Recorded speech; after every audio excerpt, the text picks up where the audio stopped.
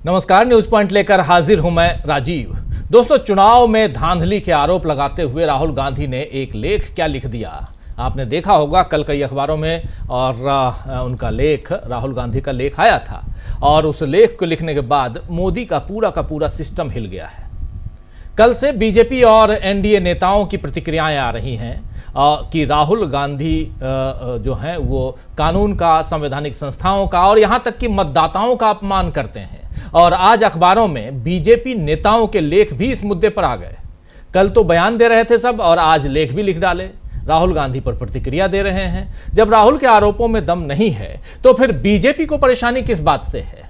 जब बीजेपी ये मानती है कि जनता बार बार कांग्रेस को नकार रही है तो फिर बीजेपी को क्यों इस बात की फिक्र है कि जनता से नकारे हुए राहुल गांधी क्या कह रहे हैं, क्या लिख रहे हैं? और केवल बीजेपी ही नहीं बल्कि इस मामले में चुनाव आयोग का रवैया भी आश्चर्य में डालता है। कल पहले खबर आई कि चुनाव आयोग ने राहुल गांधी के आरोपों पर बिंदुवार जवाब दिया है, लेकिन उस पर किसी का नाम या हस्ताक्षर नहीं था। तो कांग्रेस ने फिर सवाल उठाए कि यह जवाब आखिर किसकी तरफ से आया है। आपको याद होगा कल जब हम लोग राहुल गांधी के ट्वीट को, जो फाइनल ट्वीट जब हम लोग इसी कार्यक्रम में आपके सामने रख रहे थे, तो उसमें भी राहुल गांधी ने लिखा था कि जो जवाब आया है, बिना हस्ताक्षर का जो जवाब आया है, वो आखिर क्या? पहले तो चुनाव आयोग ये बताए कि सचमुच वो चुनाव आयोग का है या चुनाव आयोग ने बिना हस्ताक्षर का जवाब कैसे दिया है।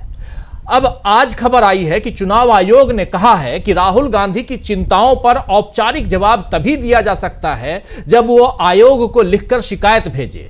अब तक उन्होंने न तो कोई पत्र भेजा है और न ही मिलने का समय मांगा है। सूत्रों के हवाले से यह भी कहा गया है कि कांग्रेस पार्टी को 15 मई 2025 को आयोग से, यानी चुनाव आयोग से मिलने का बुलावा भेजा गया था, लेकिन राहुल गांधी मिलने से बचने की कोशिश की उन्होंने और समय की मांग की कि और समय दीजिए। चुनाव आयोग का कहना है कि लेख को राहुल गांधी की औपचारिक शिकायत नहीं माना जा सकता। और यह बहुत ही दिलचस्प है कि राहुल गांधी एक तरफ कहते हैं कि उनके द्वारा उठाए जा रहे मुद्दे बहुत गंभीर हैं, लेकिन जब उन्हें चुनाव आयोग को लिखित रूप से बताने की बात आती है तो वो पीछे हट जाते हैं। ये सूत्रों के हवाले से, ये जो बात मैं रख रहा हूं, सूत्रों के हवाले से अखबारों में, मीडिया हाउसेस में, अलग अलग वेबसाइट्स पे ये बातें चल रही हैं। मैं अपनी बात नहीं कह रहा हूं, ये बातें चल रही हैं मीडिया के हवाले से और चुनाव आयोग के हवाले से। अब इस बारे में कुछ निश्चित तौर पर नहीं कहा जा सकता है दोस्तों कि ये सब वाकई चुनाव आयोग का आधिकारिक बयान है या फिर बीजेपी समर्थित मीडिया इसे अपनी तरफ से गढ़कर पेश कर रहा है, क्योंकि चुनाव आयोग के सोशल मीडिया प्लेटफॉर्म पर भी इस बारे में अभी तक कुछ नहीं कहा गया है। अलबत्ता मुख्य चुनाव आयुक्त ज्ञानेश कुमार, जो राजीव कुमार को रिप्लेस कर चुके हैं, ज्ञानेश कुमार इस समय स्वीडन की राजधानी स्टॉकहोम में है और वहां भारतीय समुदाय से मिल रहे हैं। इसकी जानकारी हम तक आई है, आप तक भी आई होगी कि ज्ञानेश कुमार अभी हिंदुस्तान में नहीं है, स्टॉकहोम में है, स्वीडन में है। तो अगर चुनाव आयोग वाकई औपचारिक तरीके से पूछे गए सवालों का जवाब देने की नीयत रखता है तो फिर उसे इस बारे में अधिकृत बयान भी देना चाहिए। कब तक सूत्रों के हवाले से चुनाव आयोग देश के लोकतंत्र को उलझाएगा, या सूत्रों के हवाले से मीडिया जो है, गोदी मीडिया, वो लोकतंत्र को उलझाता रहेगा? सवाल यह भी है कि चुनाव आयोग ने अगर कल जवाब नहीं दिया है तो फिर जिस एजेंसी या व्यक्ति ने चुनाव आयोग का जवाब बताकर सारी बातें लिखी थी, क्या आयोग उससे भी कोई सवाल करेगा कि किस हक से उसने ऐसा किया? ये जो चिट्ठी है, ये जो जिसको राहुल गांधी ने भी शेयर किया था और पूछा था, हम लोगों ने भी इसके एक दो पार्ट को आप तक रखा था, इसी में कहीं ऊपर नीचे, कहीं यहां वहां, कहीं भी कुछ भी चुनाव आयोग की तरफ से नहीं लिखा हुआ है। यानी चुनाव आयोग का न लेटर पैड है, न ही इस पर चुनाव आयोग के किसी अधिकारी का सिग्नेचर है। लेकिन इसे जारी करने वाली जो एजेंसी है, उस एजेंसी ने कहां से इसको जारी किया, क्या चुनाव आयोग यह पता करेगा? और अगर यह पता चलता है चुनाव आयोग को कि यह कोई फर्जी है, तो फिर फर्जीवाड़ा इस एजेंसी ने क्यों किया, यह चुनाव आयोग पूछेगा? या चुनाव आयोग यहां चुप्पी साध जाएगा क्योंकि यह एजेंसी गोद में बैठी हुई एजेंसी है? इसलिए कुल मिलाकर राहुल गांधी के उठाए गंभीर सवाल फिर एक तरफ होते हुए दिख रहे हैं और सारी चर्चा चिट्ठी लिखी या नहीं लिखी इस पर टिक रही है। सारे सवाल जो हैं इसी तरफ जा रहे हैं, जो सही नहीं है। वैसे तेजस्वी यादव ने भी राहुल गांधी की बात का समर्थन किया है और कहा है कि 2020 में भी ऐसा ही हुआ था यानी केवल 2024 ही नहीं बल्कि उससे पहले से गड़बड़ी चल रही है। क्या कुछ कहा है इस मसले पे बिहार में उधर तेजस्वी यादव ने, जरा उनको सुनिए। आप सब लोग जान रहे हैं 2014 के बाद से जब से नरेंद्र मोदी जी प्रधानमंत्री बने तब से जितने भी कॉन्स्टिट्यूशनल इंस्टीट्यूशंस संवैधानिक संस्थाएं सबको हाईजैक कर रखा है। चुनाव आयोग इलेक्शन की घोषणा करता है चुनाव की तारीखों का, उससे पहले बीजेपी की आईटी सेल को पता होता है कि चुनाव कब होना है। तो ये बात तो है, लेकिन इन सब पे हम लोगों की नजरें हैं। लेकिन इसमें तो जो कॉन्स्टिट्यूशनल इंस्टीट्यूशंस है उनको ईमानदारी से जो है चुनाव कराना चाहिए और अपने दायित्वों का निर्वहन करना चाहिए। अगर कॉन्स्टिट्यूशनल इंस्टीट्यूशन अगर बर्बाद हो जाएगा तो लोगों को जस्टिस और न्याय कहाँ मिलेगा। तो ये बड़ी बात है, कोई भी अधिकारी किसी भी इन्फ्लुएंस में ना आए, ये होना चाहिए। पिछले बार जो 20 का जो चुनाव हुआ था, हम लोग तो सरकार बना लिए, पहली बार उस समय इलेक्शन कमीशन ने 3 बार प्रेस कॉन्फ्रेंस करके जस्टिफाई किया आखिर चुनाव की गिनती क्यों रोकी गई शाम में, फिर रात के अंधेरे 11-12 बजे की शुरू की गई और जो जीते हुए कैंडिडेट जिनको अनाउंस कर दिया गया था शाम में हमारे, उनको किसी को 12 वोट से, किसी को 100 वोट से, किसी को 500 वोट से घोषणा होती है कि हार गए जो जीते हुए शाम में थे। अनाउंस्ड ये कह के कि भाई अपडेट किया जा रहा है कंप्यूटर में। तो इस तरह की बातें तो हैं। साथ में सभी लोगों को सजग भी रहने की जरूरत है और देश की जनता ये मानती है कि जितने इंस्टीट्यूशंस हैं अब बीजेपी का एक प्रकोष्ठ के रूप में पार्टी का काम कर रही है। कृष्णा गबरू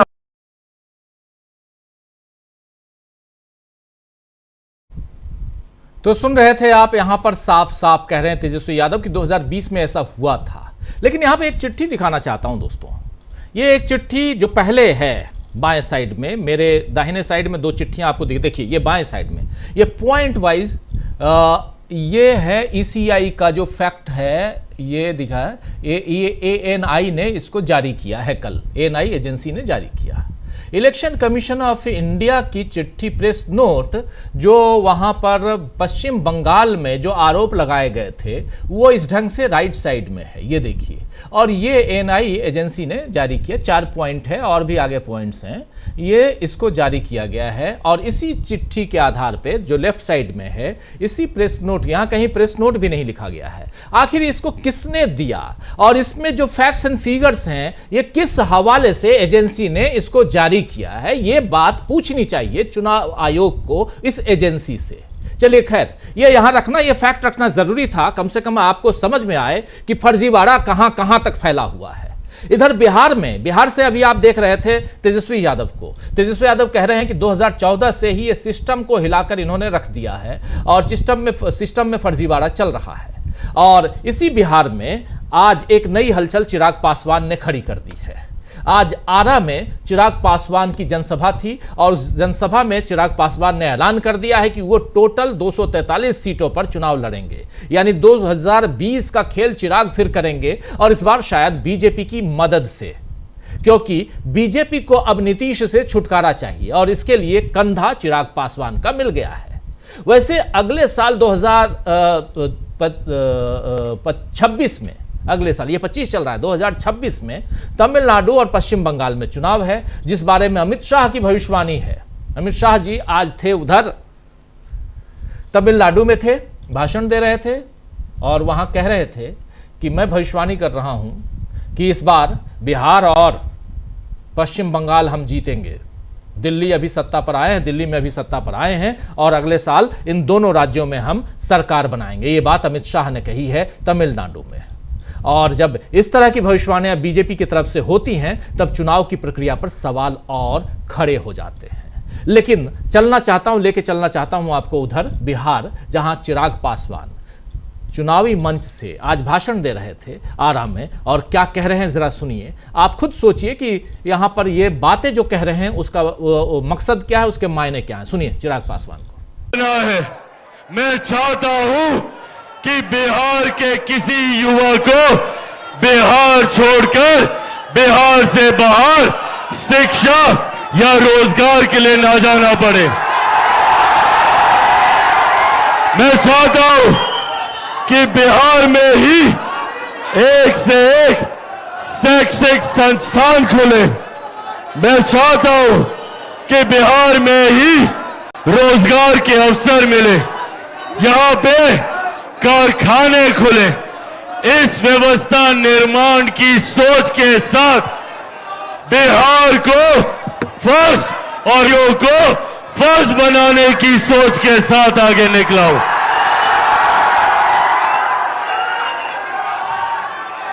साथियों, इस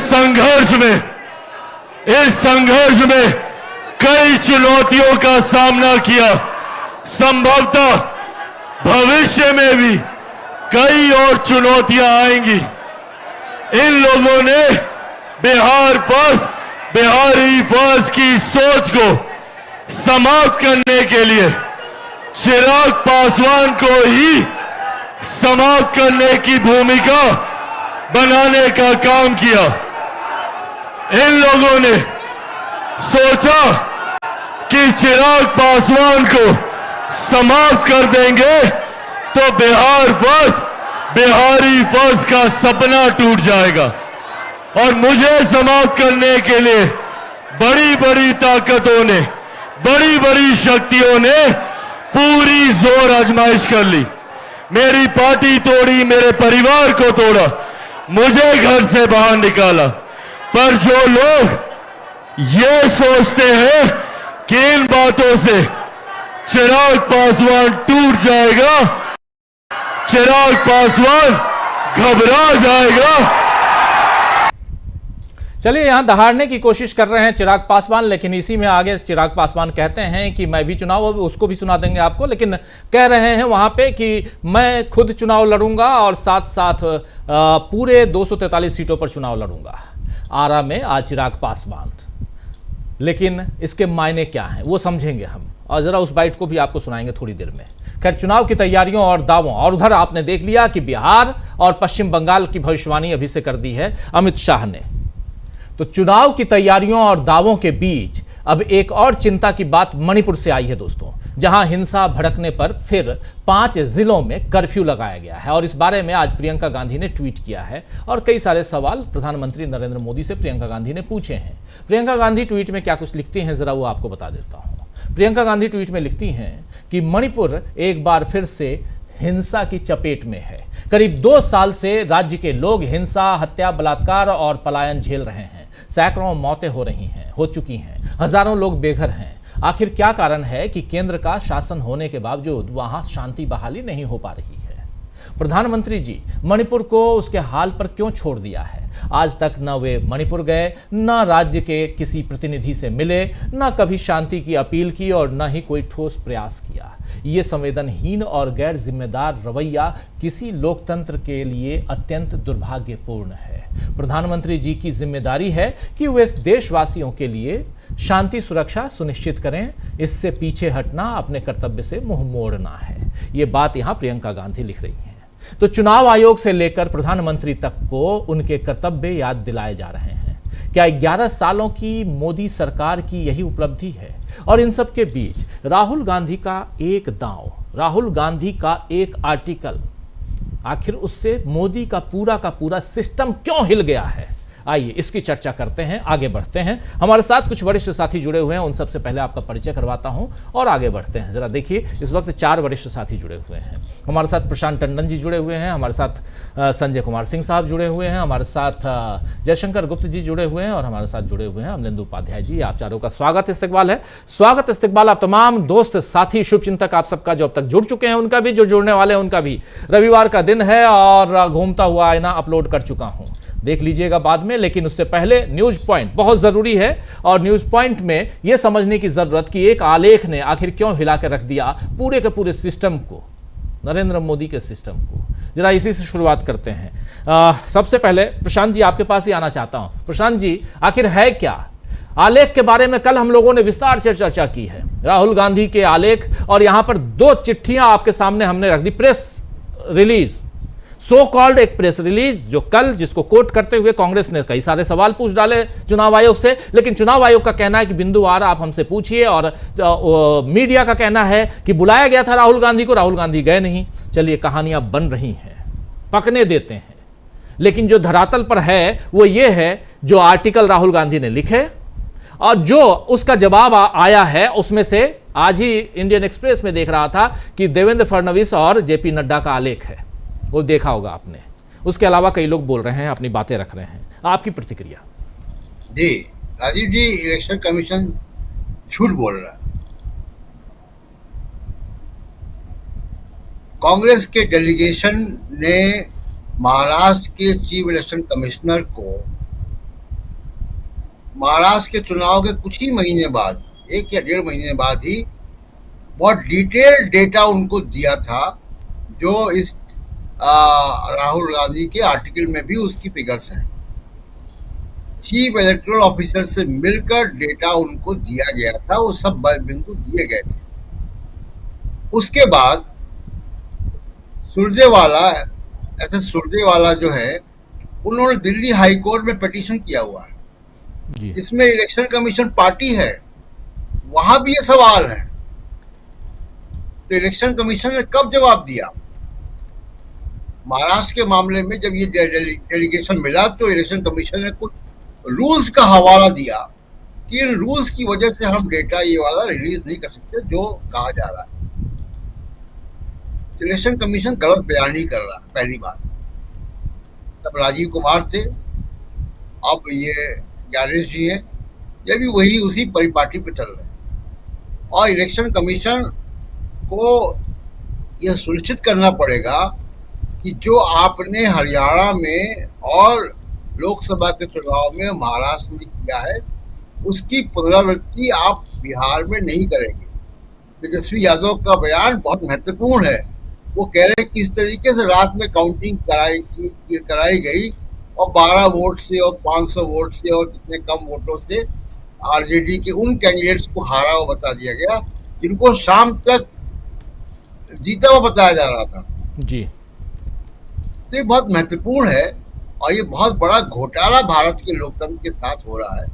हम लोग लोकसभा के इलेक्शन से लेकर तमाम इलेक्शंस में लाइव रहते हैं और उस दिन भी लाइव रहते हैं, उस वक्त भी लाइव रहते हैं जब ये डेटा आ रहा होता है, और किस तरीके से डेटा बढ़ता है, किस तरीके से वोटर लिस्ट जो है वो उसके साथ जो है छेड़छाड़ की जा रही है। तो ये राहुल गांधी का जो आरोप है गंभीर है और ये इलेक्शन कमीशन इससे बच नहीं सकता कि उनको मालूम नहीं है। राहुल गांधी को ये कहा जा रहा है कि साहब आप फॉर्मली लिखेंगे तब हम जवाब देंगे। तो फॉर्मली आप हाई कोर्ट में हैं, कांग्रेस के नेता की पिटीशन में। फॉर्मली आपका चीफ इलेक्टोरल ऑफिसर महाराष्ट्र का कांग्रेस के डेलीगेशन के साथ मिलके सारी चीजों पे बात हो चुकी है। तो कितना फॉर्मल चाहिए उनको?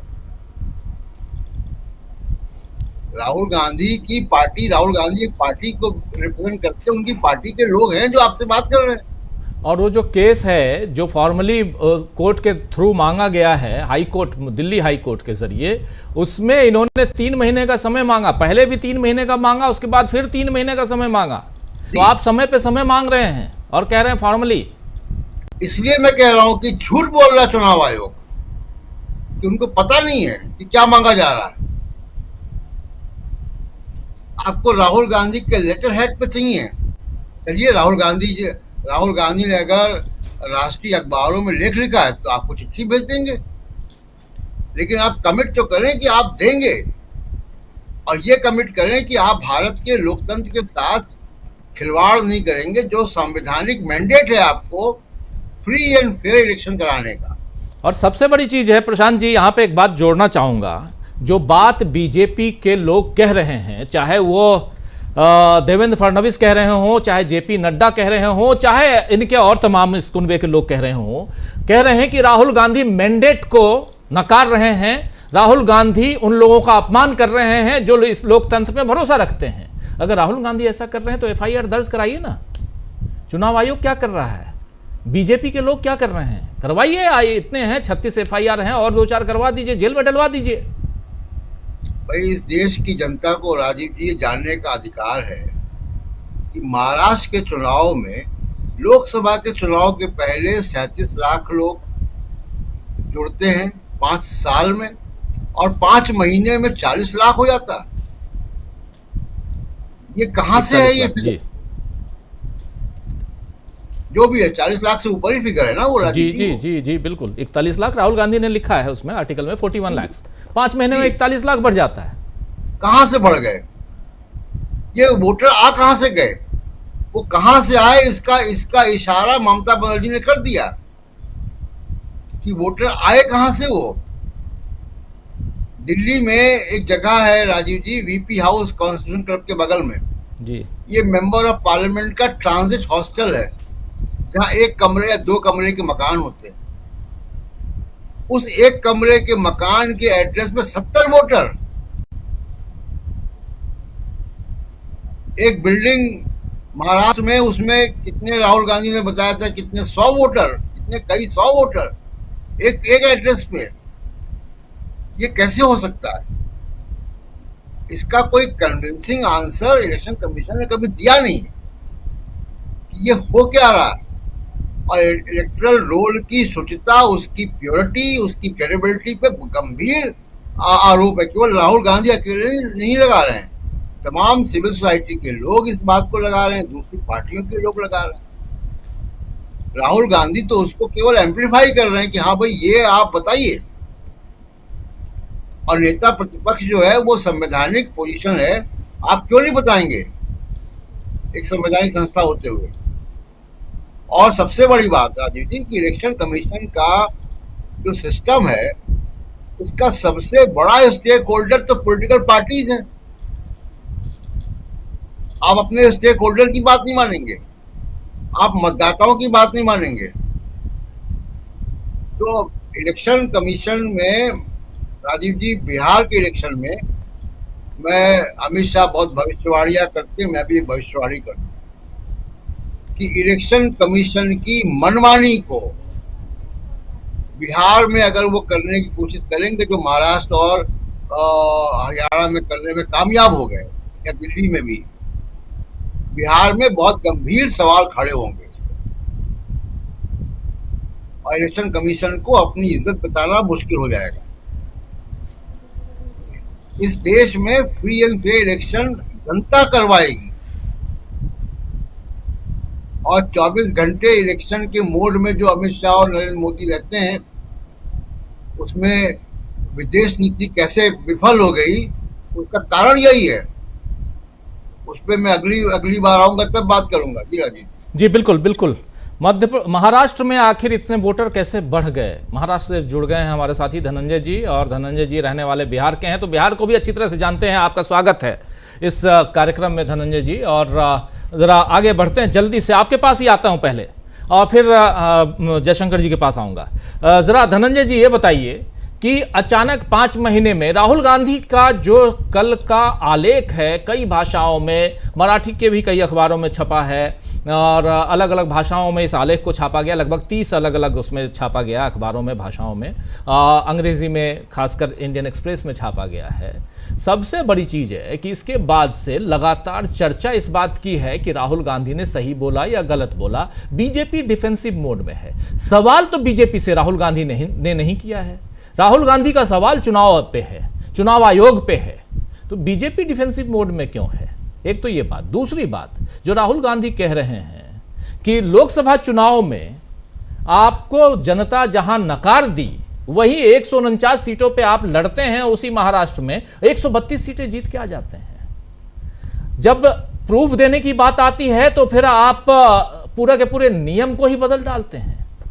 1961 के नियम को आप बदल डालते हैं, 93 2A इसको बदल डालते हैं आप। और आप जो सीसीटीवी फुटेज है उसके लिए भी कुछ बाधाएं निर्मित कर देते हैं वहाँ पे।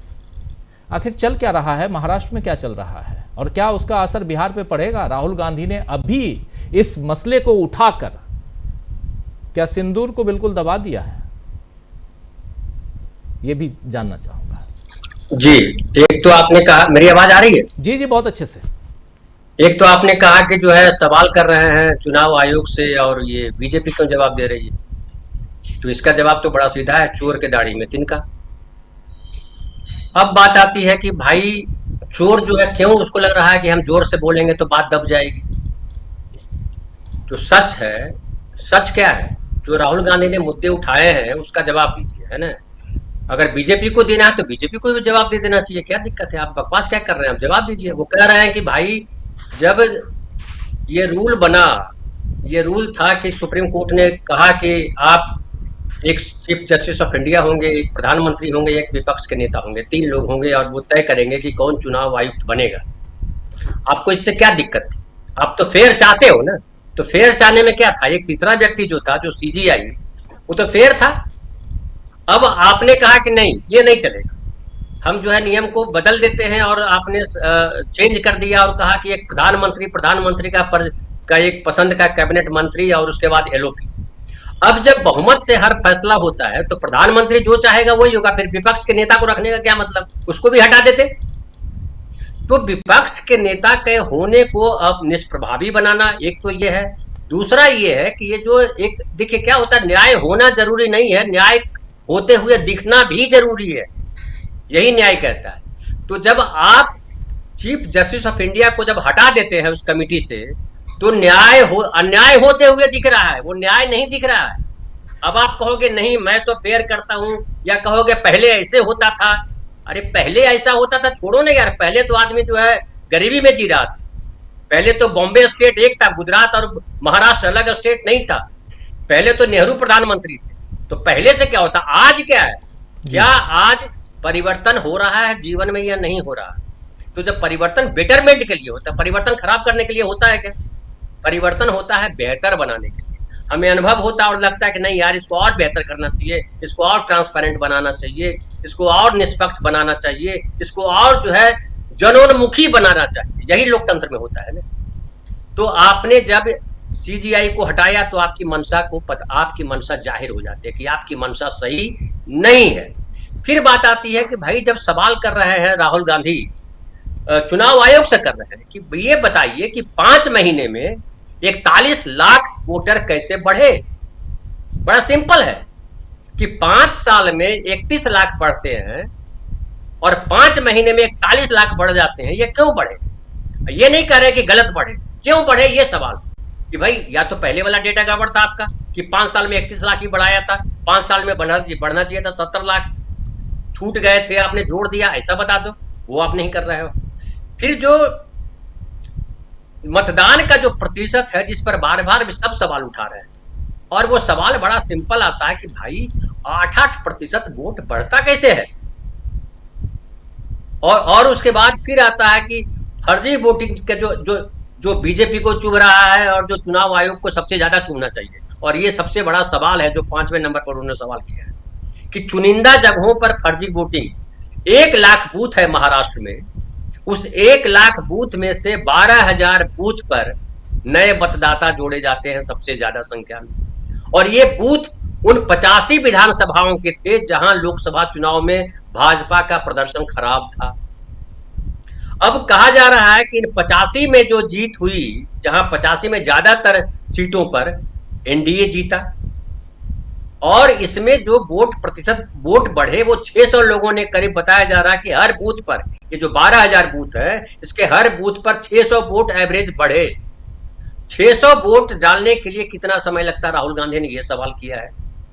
अब उसके बाद ये जो 12,000 बूथ तक ही जो आप बोल रहे हैं कि ये जो ट्रेंड है बड़ा स्वागत योग्य है कि इतना टर्नअप हुआ वोट, तो बाकी 88,000 पे क्यों नहीं टर्नअप हुए उसी तरह से वोट?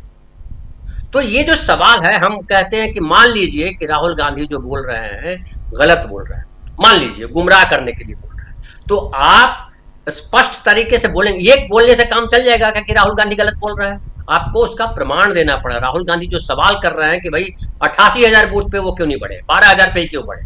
फिर राहुल गांधी सवाल कर रहे हैं कि भाई आप जो 149 सीटों पर बीजेपी चुनाव लड़ती है, 132 सीटों पर जीत लेती है, 89% का स्ट्राइक रेट है।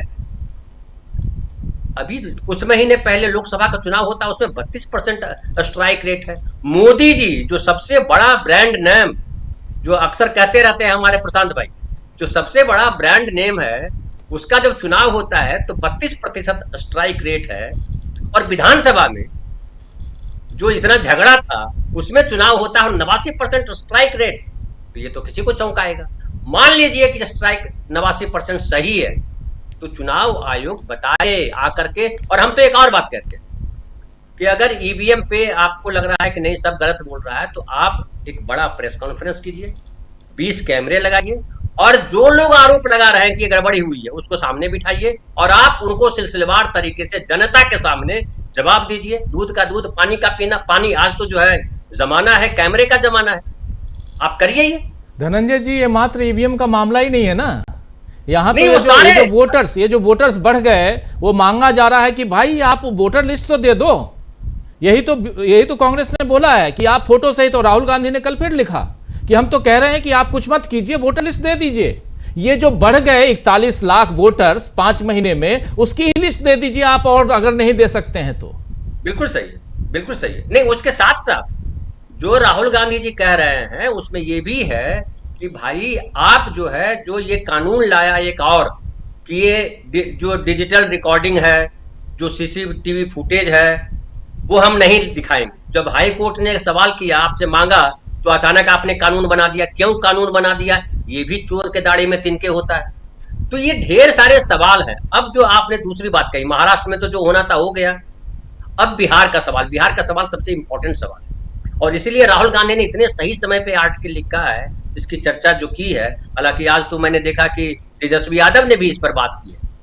और आप याद कीजिए 2020 का विधानसभा चुनाव, कहा गया कि अब जीत रहे हैं, और तेजस्वी यादव कुछ सीटों से पिछड़ गए। और ये कहा गया, उस समय भी कहा गया था जब राहुल गांधी ये नहीं लिख रहे थे, तब भी कहा गया था बिहार में कि ये बेईमानी हुई है, वहां पे कलेक्टर और चुनाव आयोग ने मिलकर के गड़बड़ी की है। ये कहा गया, मैं नहीं कह रहा, उस समय लोगों ने कहा। अभी हमने सुनाया है तेजस्वी यादव ये सारी बातें खोल के बोल रहे हैं। बिल्कुल एग्जैक्टली। अब सवाल उठता है कि देखिए, बिहार का चुनाव बीजेपी के लिए बहुत ही इंपॉर्टेंट चुनाव है, जीवन मरण का प्रश्न है। कैसे, मैं 2-4 पंक्तियों में बताता हूँ। एक तो नरेंद्र मोदी जी का जो था 56 इंच, वो सीज फायर ने उसको सिकोड़ दिया। तो 56 इंच जो है सीज फायर, और बिहार में खूब चर्चा इसकी हो रही है कि सीज फायर क्यों किया। अभी तो मौका था पाकिस्तान को ऑक्युपाइड कश्मीर पे कब्जा कर लेने का, वो क्यों नहीं किया। तो नरेंद्र मोदी जी की छवि मटिया मेट हो गई है। उन्होंने जो कहा था ना कि पाकिस्तानी आतंकियों को हमने मटिया मेट कर दिया, दरअसल अपनी छवि और बीजेपी का जो गर्जना है, इन्होंने खुद ही खड़ा किया ना। ये छाती ठोक ठोक करके बोल रहे थे संसद में, संसद के बाहर, पीओके हम लेके आएंगे, 3 दिन और युद्ध रहता तो पीओके हमारा हो जाता, ये सब बोल रहे थे ना। अभी आपको इतना बढ़िया मौका मिला था, अभी तो पाकिस्तान का आधा हिस्सा कब्जा करके नहीं देना। 72 में जो इंदिरा गांधी ने गलती की वो नहीं करनी थी। लाल बहादुर शास्त्री ने 65 के बाद गलती की वो नहीं करनी थी। आपके लिए इतना बढ़िया था, भारतीय सेना के पास तमाम तरीके के हथियार थे, इतना बढ़िया आपका गृह मंत्री, इतना बढ़िया आपका रक्षा मंत्री, इतना बढ़िया देश की जनता, इतना बढ़िया विपक्ष आपका, सब चुप था। बोला भैया जो कर लो आप करो, कर लो। सेना को आपने छूट दे दी, जो चाहो कर लो। अब क्या बचा? क्यों सीज फायर किया? वो 5 आतंकी कहां गए? ये सारे सवाल बिहार में लोग पूछ रहे हैं। तो नरेंद्र मोदी जी से पहले और एक बात देख लीजिए, इस बार दिक्कत यह है कि नीतीश कुमार भी उस मूड, उस स्थिति में नहीं है, उस छवि में नहीं है कि वो जिता दे चुनाव। पहले था धनंजय जी आपको रोकना चाहूंगा। बिहार पे अभी सिलसिलेवार आते हैं। ये एक जो फर्स्ट राउंड थोड़ा कर रहे हैं हम लोग इस पे, और इसका असर बिहार पे और बिहार में जाकर क्या होगा इस पे बात करें। थोड़ा माफी चाहूंगा, थोड़ा सा रोक रहा हूं, आगे आप पे बात करूंगा, और बहुत इंपॉर्टेंट कुछ सवाल भी हैं जो आपसे करना है। जयशंकर जी आपके पास आना चाहता हूं, और आपसे भी सबसे पहले, राहुल गांधी ने ये आर्टिकल लिखा। राहुल गांधी अगर अपमान कर रहे हैं मैंडेट का, तो चुनाव आयोग उन पर कोई कार्रवाई क्यों नहीं करता है? और अगर चुनाव आयोग से मांगा जा रहा है, कांग्रेस पार्टी कोर्ट के जरिए अगर कुछ चीज मांग रही है, कांग्रेस पार्टी ही नहीं, राहुल गांधी आप याद कीजिए संसद में भी उन्होंने ये डिमांड की थी अपने भाषण में। उसके बाद राहुल गांधी, सुप्रिया सुले और संजय राउत प्रेस कॉन्फ्रेंस में एक साथ बैठे थे। महाराष्ट्र की ये जो धांधली है सो कॉल्ड राहुल गांधी के हिसाब से, उस पर भी उन्होंने अपनी डिमांड रखी थी। उसके बाद इन्होंने एक चिट्ठी वहां भी दी थी। तो ये कौन सा फर्जीवाड़ा चल रहा है यहां पे, जो चिट्ठियां कल से घूम रही हैं? और अगर ये फर्जी है तो क्यों नहीं चुनाव आयोग कहता है कि ये हमने नहीं दिया?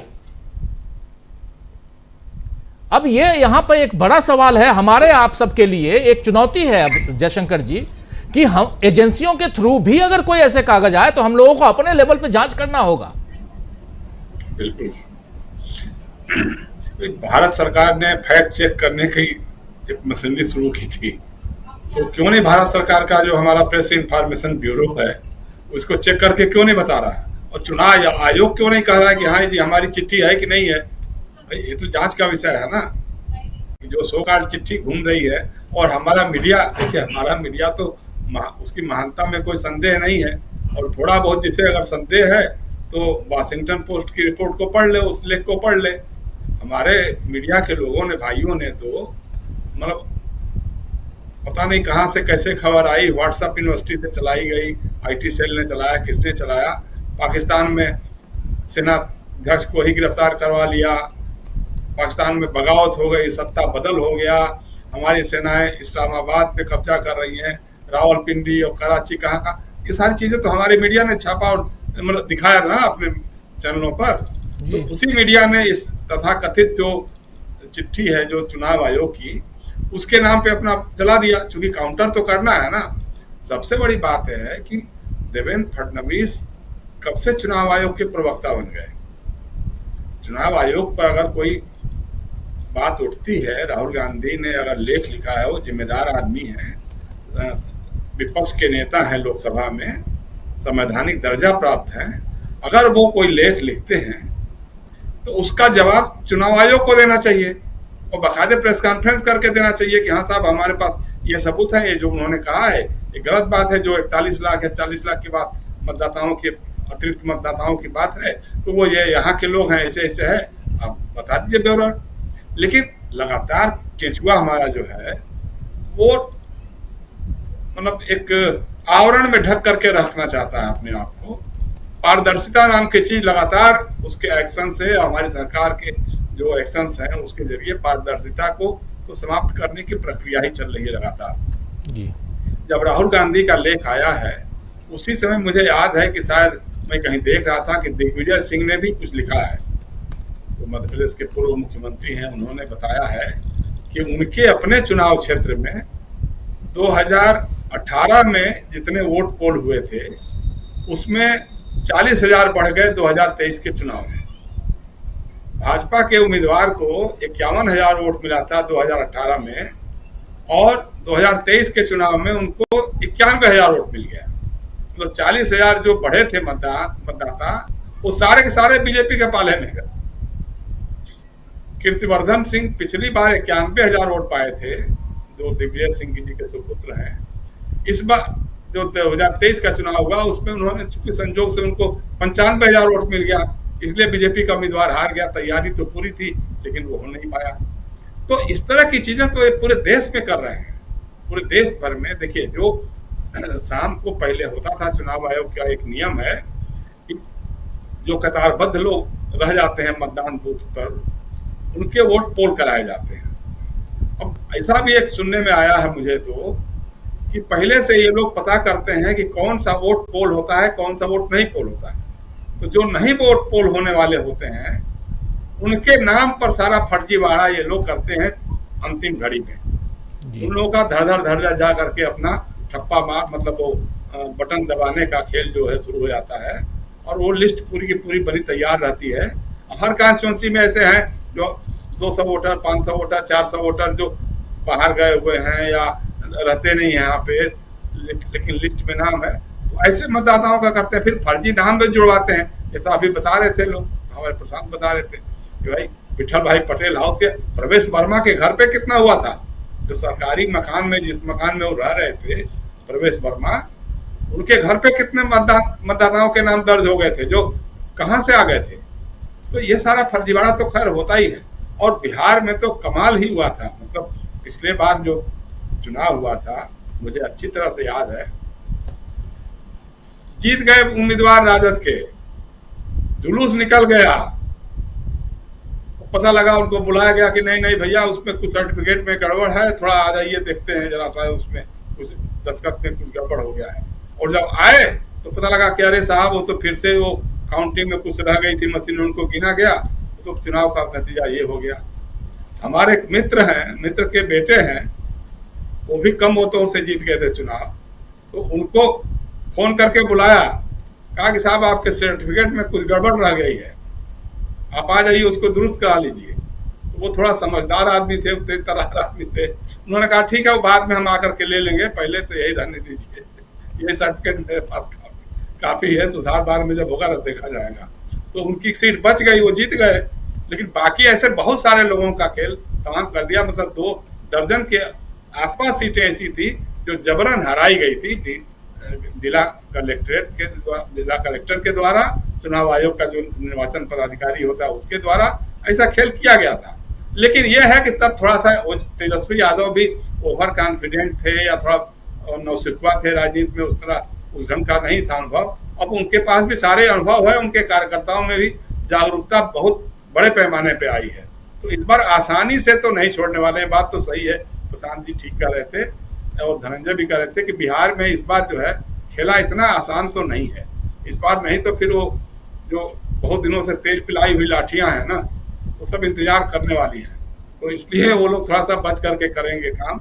और मुझे लगता है कि राहुल गांधी ने ऐसे समय पे हस्तक्षेप किया है, एक तो देश और दुनिया भर में चुनाव आयोग की थू हो रही है, सबको जाहिर हो गया है, चूंकि ये तो जाहिर सी बात है कि सुप्रीम कोर्ट के चीफ जस्टिस को हटा करके आपने जो सरकारी बहुमत बना करके कैसा जो चयन आयोग बना दिया, चयन बोर्ड बना दिया, जिसमें एक प्रधानमंत्री उनके कैबिनेट का मंत्री हो, एक एलओपी होगा, तो एलओपी का कोई मतलब ही नहीं रह जाता है।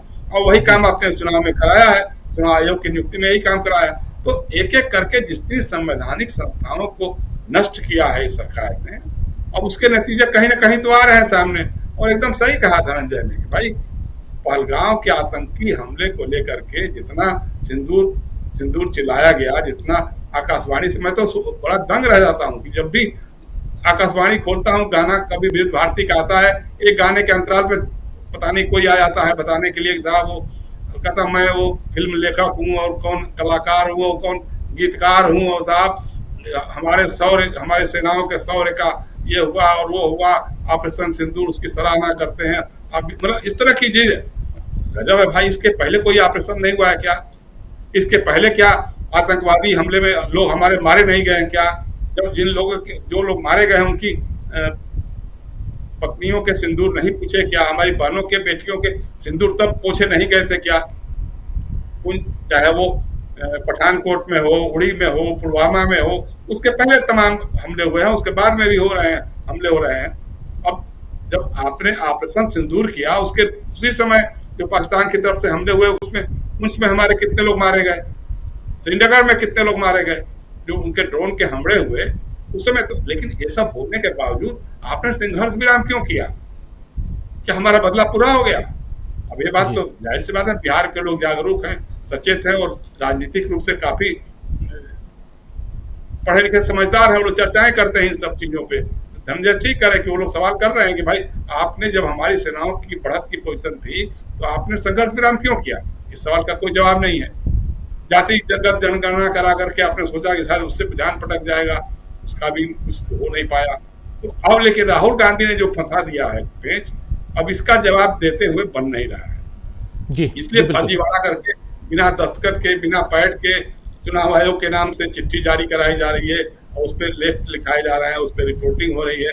तो ये सब तो चलेगा, लेकिन आज नहीं तो कल चुनाव आयोग को पहली बात तो ये बताना चाहिए कि वो चिट्ठी हमारी है कि नहीं है, तो किसने लिखी है, किसके दस्तखत से जारी हुई है।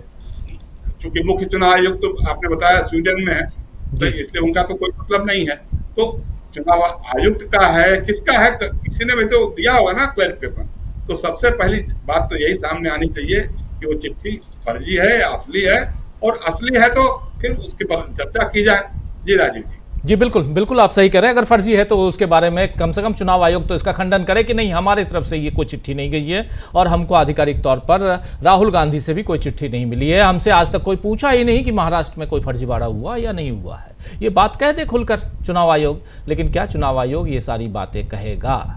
ज्ञानेश कुमार जो आज की तारीख में राजीव कुमार की जगह पे हैं, वो जब विदेश से लौट के आएंगे तब क्या इन बातों को संज्ञान में लेंगे, कॉग्निजेंस में लेंगे, देखा जाएगा। लेकिन हमारे साथी संजय कुमार सिंह साहब, आपकी नई किताब आई है, वॉशिंग मशीन में ईवीएम धुल गई, लेकिन ईवीएम को लेकर आपने ढेर सारी बातें उस किताब में लिखी हैं और आप इस किताब के बारे में जो जानकारियां हैं वह एक वीडियो ऑलरेडी है, संजय जी से बात की है हमारे साथी अतुल सिन्हा जी ने, वो वीडियो है, आप लोग देख सकते हैं। अभी थोड़ी देर में यहाँ भी कमेंट बॉक्स में ऊपर हम उसको ले आएंगे, पिन कर देंगे, तो वहाँ से भी आप देख सकते हैं। लेकिन महत्वपूर्ण है संजय जी दूसरी बात कि आप तो और भी, चूंकि आपने रिसर्च किया इस मसले पे, इसलिए आपसे समझना चाहता हूँ, राहुल गांधी क्या यहाँ गलत हैं? क्या राहुल गांधी यहाँ झूठ बोल रहे हैं? अगर राहुल गांधी झूठ बोल रहे हैं तो फिर आगे उन पर कार्रवाई क्यों नहीं? और झूठ पे झूठ क्यों बोल रहे हैं राहुल गांधी? लगातार एक बात को पकड़ लेते हैं और पकड़े जा रहे हैं, बात वही किए जा रहे हैं, क्यों आखिर? और अगर नहीं है तो फिर कौन झूठ बोल रहा है? चुनाव आयोग, जैसा प्रशांत टंडन जी कह रहे थे? बिल्कुल उसी भाषा में, उसी शैली में काम कर रहे हैं जिसकी जरूरत है। माने जो गड़बड़ है ये तो सबको पता है और काफी समय से है, सबको पता है, और कई सारे मामले हैं, एक दो नहीं है। मैंने किताब ही लिख दी और मुझे लगता है कि किताब में भी बहुत सारी चीजें बाकी रह गई हैं, तो इतना मामला है कि हम लोग उसकी किसकी बात करें, तो इसलिए उसमें कोई कमी नहीं है। लेकिन राहुल गांधी ने जो किया वो बिल्कुल बिहार चुनाव को ध्यान में रखकर, जो इनकी बीजेपी की जो पॉलिटिक्स है, पॉलिटिक्स नहीं उसको रणनीति कहना चाहिए, बीजेपी की जो स्ट्रेटजी है उसके जवाब में था। बोले वो यहाँ हिंदुत्व तो वहां जाति, और जाति से जब ये नहीं सके तो इन्होंने वो सिंदूर और मोदी को बता देना टाइप का हमला हुआ। मतलब मुझे वो हमला ही आतंकवादी हमला नहीं लगता है, सामान्य लगता है, और वो वैसे ही है जैसे पुलवामा वाला था। लेकिन चलिए अब वो तो शक ही है, लेकिन कोई आतंकवादी गोली मारे नाम पूछकर, धर्म पूछकर, ये अभी तक कहीं दुनिया में हुआ था क्या? तो ऐसा तो हुआ नहीं था। तो उसने नाम पूछ के मारा क्यों और उसको प्रचारित क्यों किया गया? तो कहानी तो वहीं से शुरू होती है। और उसके बाद उसने कहा कि जाके मोदी को बता देना, और मोदी को बता देना तो मोदी जी सिंदूर ले आए बीच में। तो पूरा तो प्लान लगता है कि एक पटकथा लिखी हुई है और उस पर आप स्टेप बाय स्टेप काम कर रहे हैं। तो सिंदूर जब आ गया, और वो बिहार के लिए सिंदूर आया, वो सिंदूर बिहार में ही चल सकता था, बिहार में ही चलेगा, बिहार में ही उसकी जरूरत थी, इसलिए बिहार के समय पे आया। 2019 के समय पुलवामा हुआ था और अभी पहलगाम हुआ और वो सिंदूर आया। तो मुझे लगता है कि पूरी वो जो योजना थी उसका हिस्सा था और उसके हिसाब से लाया गया। और उसके बाद जो अपना वोटर लिस्ट में जो नाम वाम है उससे, तो सिंदूर के नाम पे अगर वोट पड़ता तो, या वोटर लिस्ट से पड़ता तो बाद में कहा यह जाता कि अरे वो सिंदूर मोदी जी का तो हिट कर गया और लोगों ने एकदम छाप दिया वोट और मोदी जी जीत गए। और अगर मोदी जी जीतते तो इससे सिंदूर से जीतते, और नहीं जीतते तो जो फर्जी वोट होते हैं उससे जीत जाते। तो ये इनकी योजना थी। अब उसका काट राहुल जी ने डाल दिया। राहुल जी की पूरी तैयारी है, उनको भी चुनाव लड़ना है, तो आप प्रचारित कर देंगे पप्पू तो हो नहीं जाएगा कोई। और अगर एक आदमी पप्पू होगा भी तो उसकी पूरी टीम पप्पू नहीं हो सकती है। एक आदमी जहां काम कर रहा है वो पप्पू हो ना हो, अगर अकेले काम करेगा तो पप्पू पना कर सकता है, लेकिन पूरी टीम पप्पू पना नहीं कर सकती है। ये राहुल गांधी ने दिखा दिया। और राहुल गांधी ने जिस ढंग से जो लेख लिखा, और उसी दिन ये गुरदीप सिंह सप्पल ने लिखा था, उसका बाकी उसकी सारी बाकी बातें, राहुल गांधी ने जो 5 मुद्दे उठाए वो ठीक ठाक, उसमें ईवीएम की बात नहीं है, उसमें सिर्फ वोटर्स लिस्ट की बात है। ये बहुत इंपॉर्टेंट है और लोग अभी ध्यान नहीं दे रहे हैं कि उसमें ईवीएम की बात नहीं की है राहुल जी ने। राहुल गांधी ने सिर्फ वोटर लिस्ट की बात की है कि ये बढ़ कैसे गए, आप वीडियो दीजिए वगैरह वगैरह। और जो ईवीएम, जो इलेक्शन कमीशन का जवाब आया, अगर आप लेख पढ़ करके जवाब पढ़ेंगे तो साफ लगेगा कि जवाब जो लिखा गया है वो बिना लेख पढ़े लिखा गया, एकदम क्लियर है। और अगर कोई लेख पढ़ा हुआ है तो वो समझ जाएगा कि ये जवाब उसका जवाब तो नहीं है, और जवाब जो है वही दाढ़ी में तिनका वाला मामला है कि आप अपना दाढ़ी में तिनका देख रहे हो, उसको निकाल के आपने फेंक दिया, लेख पढ़ा ही नहीं, उस तरह का मामला है। और उसके साथ सप्पल, गुरदीप सिंह सप्पल ने जो लिखा था वो लिखा था कि हम तो मांग रहे हैं इनसे लिस्ट, और इन्होंने कहा 3 महीने बाद देंगे, और ये लेख 4 महीने बाद लिखा गया है। उसमें सप्पल साहब के लेख में सब डिटेल है, उसका तारीख वारीख का विवरण है। तो जब चुनाव आयोग ने कहा था कि हम 3 महीने बाद देंगे, तो 3 महीने बाद जब नहीं दिया तो राहुल गांधी ने यह लेख लिखा, जिसके जवाब में चुनाव आयोग ने जो कहा, जो जैसा मैंने कहा कि बिना लेख पढ़े वो जवाब दिया गया है, और वो उसके लिए है ही नहीं जिसने लेख पढ़ा था। तो जवाब दे करके ये सिर्फ जो दाग लगा था या जो आपकी आवाज राहुल जा रही है। गांधी जी, जिसको राहुल गांधी ने अपने जवाब से फिर और मजबूत कर दिया, जिसका इन लोगों के पास कोई बचाव नहीं था, और अब लोग बुरी तरह फंसे हुए दिखाई दे रहे हैं। तो मुझे नहीं लगता कि कहीं राहुल गांधी के अटैक में कोई कमी है, और इनके पास कोई बचाव है, कोई जवाब है। अगर इनके पास कोई जवाब या बचाव होता तो वो आ गया होता। और बहुत स्पेसिफिक एलिगेशन है कि वो वोटर लिस्ट नहीं मांग रहे हैं। कहा जा रहा है कि वोटर लिस्ट तो ये उस पे है, वेबसाइट पे होता है। वो मशीन रीडेबल लिस्ट की बात कर रहे हैं। मशीन रीडेबल लिस्ट बिल्कुल अलग चीज होती है, और वो बिल्कुल मांगा जा रहा है। जब आप डिजिटल इंडिया की बात कर रहे हैं और डिजिटल कर रहे हैं, तो आपको डिजिटल ही मांगा जा रहा है, और डिजिटल पे ही काम होगा। ठीक है कि आप मशीन से डाउनलोड करके और फिर उसको डिजिटाइज करके काम किया जा सकता है, लेकिन कांग्रेस क्यों करे जब चुनाव आयोग के पास है, और चुनाव आयोग मशीन रीडेबल डाटा दे सकता है। तो चुनाव आयोग से वोटर लिस्ट मांगा जा रहा है, मशीन रीडेबल मांगा जा रहा है, और चुनाव आयोग कह रहा है कि वो तो साइट पे है। तो साइट पे अगर मशीन से रीड किया जा सकता है, तो फिर वो मशीन तो वही आप ही की है। तो आपकी मशीन पे भरोसा होता तो हम मांगते क्यों? तो आपकी मशीन पे तो भरोसा नहीं, इसीलिए तो हमें अपनी मशीन से पढ़ना है, और हमें अपनी मशीन से पढ़े, इसके लिए आप हमको डाटा दीजिए जो मशीन से पढ़ने लायक हो। तो उसकी बात ही गोल कर दी।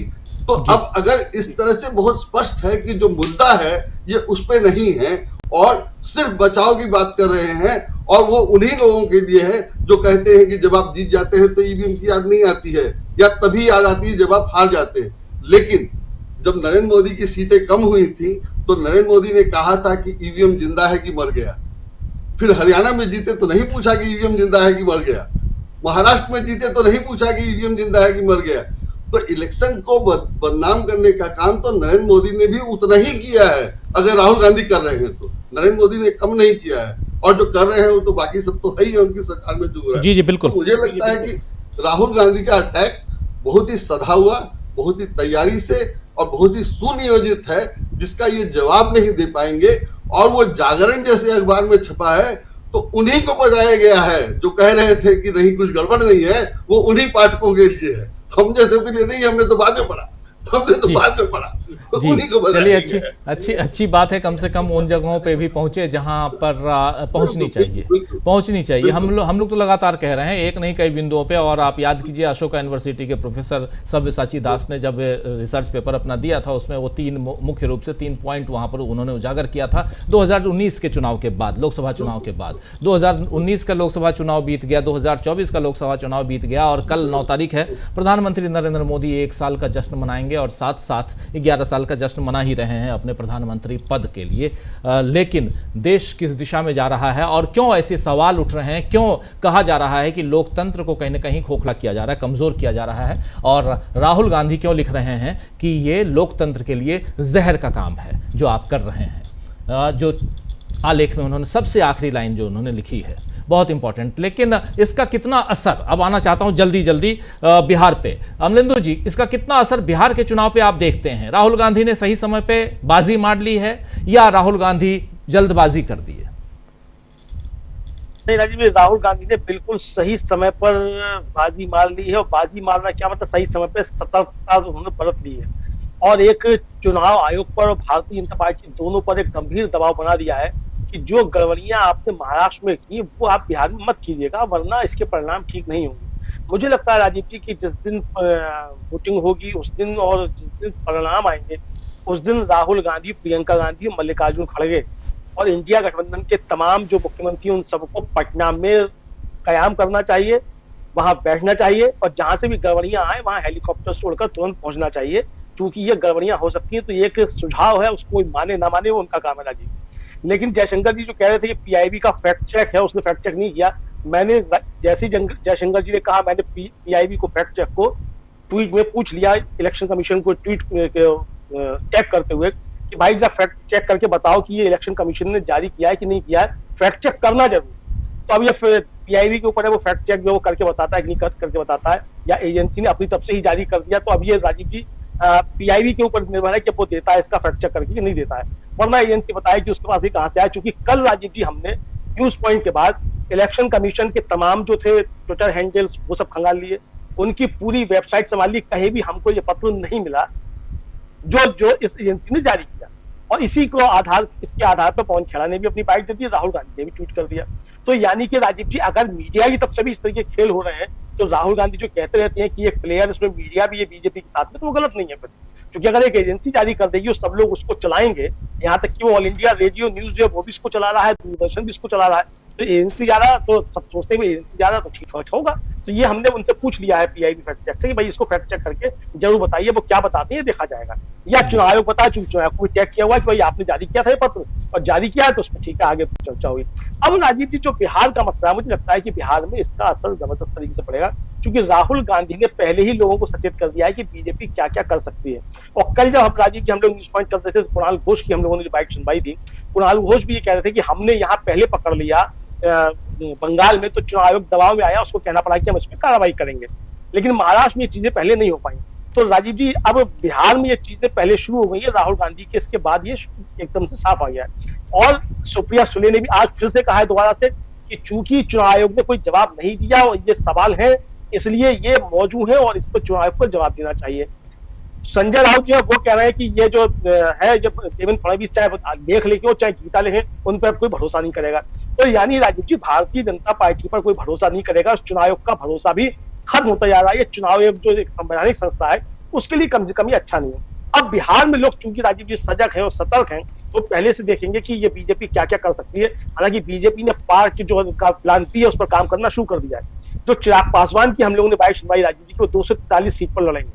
अब ये बीजेपी के कहने से लड़ रहे हैं, लेकिन हालांकि उस बाइक में तो वो सुनाई नहीं थी, जरा सुना देता हूँ, सुनाई नहीं थी 243 वाली। जरा मैं चाहूंगा हमारी टीम जरा चिराग पासवान के 243 वाली जो बाइट है उसको सुना दीजिए, सुनिए। आज जब ये सवाल पूछा जाता है कि क्या चिराग पासवान बिहार से विधानसभा का चुनाव लड़ेगा, तो हाँ, मैं बिहार से चुनाव लड़ूंगा।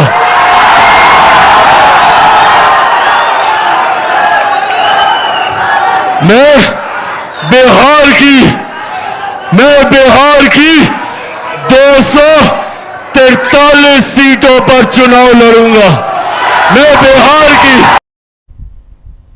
मैं बिहार की 243 सीटों पर चुनाव लड़ूंगा, ये साफ साफ यहाँ कह रहे थे चिराग पासवान। जो बात अमलेंदु जी आप कह रहे थे वही अब यहाँ से खेल दूसरा होगा। इस पर एक छोटा सा कमेंट अमलेंदु जी जल्दी से क्लोज कीजिए और फिर प्रशांत टंडन जी के पास आता हूँ।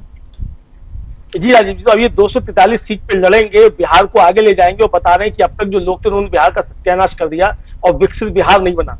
तो ये आकर विकसित बिहार बनाएंगे, तो यानी प्रधानमंत्री नरेंद्र मोदी और नीतीश कुमार दोनों को जो है बता रहे हैं कि दोनों नाकारा हैं।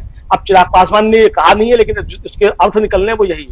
दूसरा, उन्होंने मोदी जी को जो हम लोग पहली बार सुनवाई थी उसमें साफ तौर पे घेरा कि उनका परिवार तोड़ा, उनकी पार्टी तोड़ी। तो भाई पार्टी परिवार तो मोदी जी ने तोड़ा था, बीजेपी ने तोड़ा था। तो अब ये किस तरह की राजनीति चिराग पासवान कर रहे हैं तो वही जाने, लेकिन बिहार का चुनाव दिलचस्प होता जा रहा है। इसका मतलब राजीव जी है कि बीजेपी अब पिछले दरवाजे से भी नीतीश को दुरुस्ती मारना चाहती है और नीतीश पूरा दबाव बने हुए हैं कि भाई मुख्यमंत्री का चेहरा तो हमको ही घोषित करो, हम ही को बनना है, सरकार बनती है, वरना कोई नहीं बनेगा एनडीए में से। ये नीतीश को तय जी कल एक प्रशांत जी, कल कुछ चैनल्स पे सूत्रों के हवाले से खबर ये चल रही थी कि एनडीए में सीट बंटवारा फाइनल हो चुका है और 102 सीटों पर नीतीश कुमार, 101 सीटों पर बीजेपी और बची हुई जो 40 सीटें हैं वो बंटवारा हो जाएंगी। ऐसी खबर कल चलाई जा रही थी। हम आप अच्छी तरह से जानते हैं, हम सब जानते हैं कि कैसे खबरें चलाई जाती हैं सूत्रों के हवाले से। सूत्र खूब खेल रहे हैं आजकल लोग। लेकिन आज इसी भाषण में चिराग पासवान ने कहा है कि मैं गठबंधन के भीतर पहले अपनी सीटों की मांग रखूंगा। कुछ चैनल एनडीए में सीट बंटवारे के गलत दावे कर रहे हैं, ऐसी कोई चर्चा नहीं हुई है। मतलब वो जो कल खबर चल रही थी उसको साफ साफ यहां खारिज कर रहे हैं, काट रहे हैं चिराग पासवान। चाहेंगे आप लोग सुनवा भी देंगे उनकी बात, लेकिन आपकी प्रतिक्रिया और आप पहले राउंड में आप जहां रुके थे उससे आगे। आवाज नहीं आ रही है, अनम्यूट कीजिए प्लीज। चिराग पासवान जो दहाड़ रहे हैं कि 243 सीट पे वो लड़ेंगे, तो पिछली बार वो 135 सीटों पे लड़े थे और उनका एक विधायक है, एक सीट पर जीते थे। किंग मेकर बनना चाहते हैं वो। अब किंग मेकर बनेंगे वक्फ बिल पे वोट देने के बाद भी। तो इनका असेसमेंट एनडीए को मालूम है और इनका इस्तेमाल होता है केवल।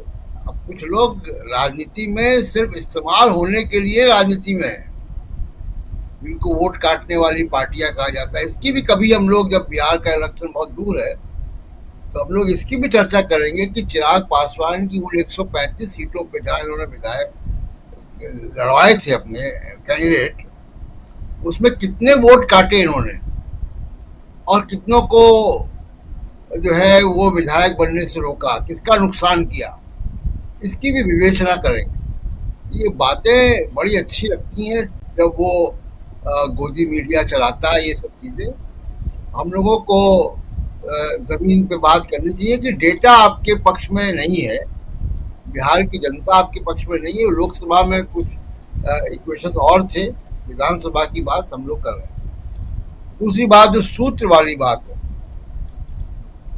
देखिए सूत्र तो वॉशिंगटन पोस्ट ने बता दिए जी कि कैसे पाकिस्तान के शहरों पे कब्जे हो रहे थे, और उस सूत्र में वॉशिंगटन पोस्ट बता रहा है कि पत्रकारों को प्रसार भारती के एक पत्रकार का, यानी दूरदर्शन के किसी पत्रकार का व्हाट्सएप गया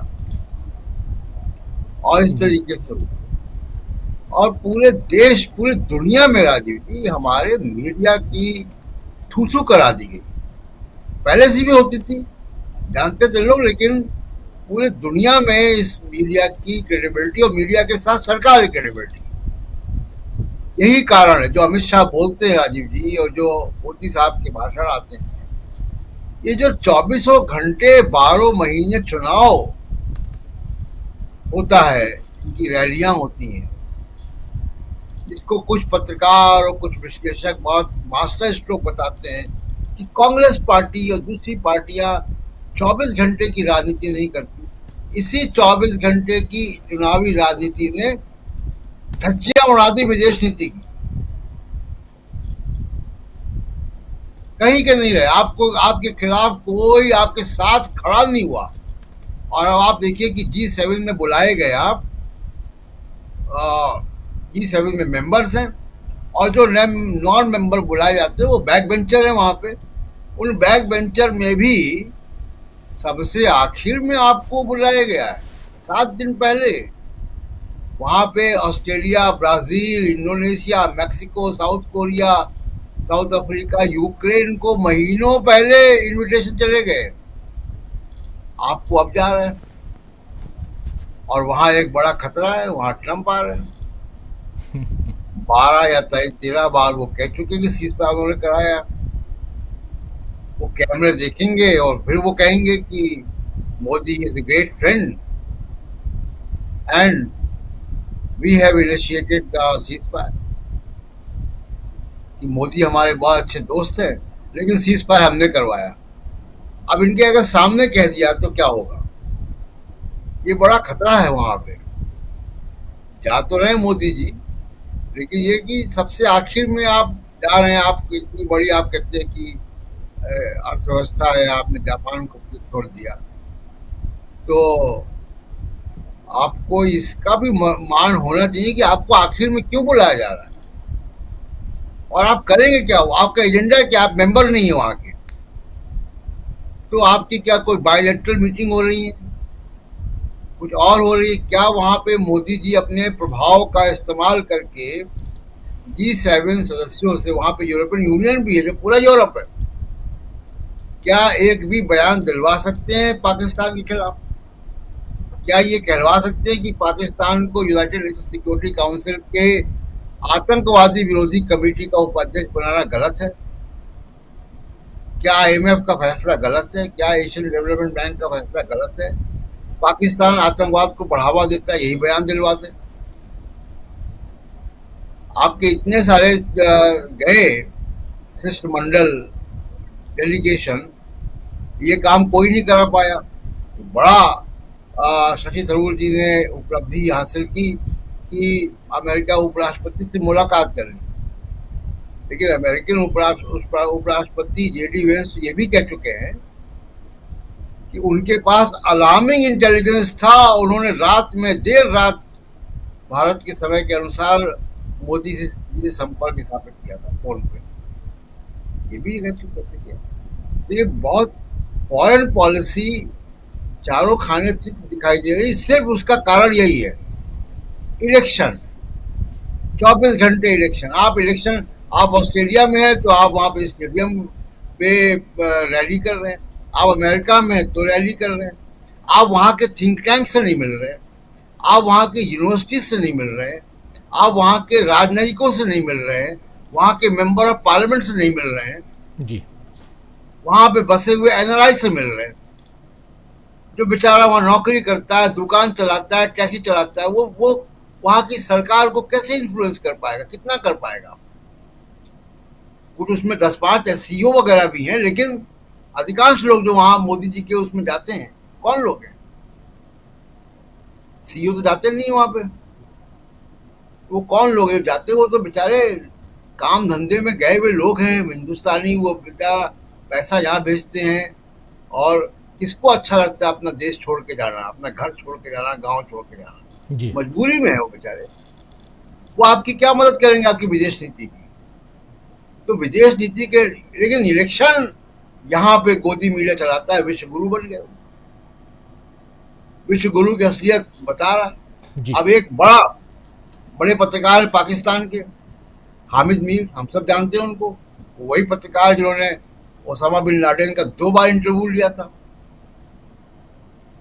वो पत्रकार ये कह रहा है, हामिद मीर, कि गोदी मीडिया के कुछ चैनल पाकिस्तान के एक्सपर्ट्स को पैसे दे के बुलाते हैं और उनसे कहलवाते हैं भारत के खिलाफ बातें, और फिर वो उनके ऊपर यहाँ के जो पैनलिस्ट होते हैं वो बारिश करते हैं और TRP आती है।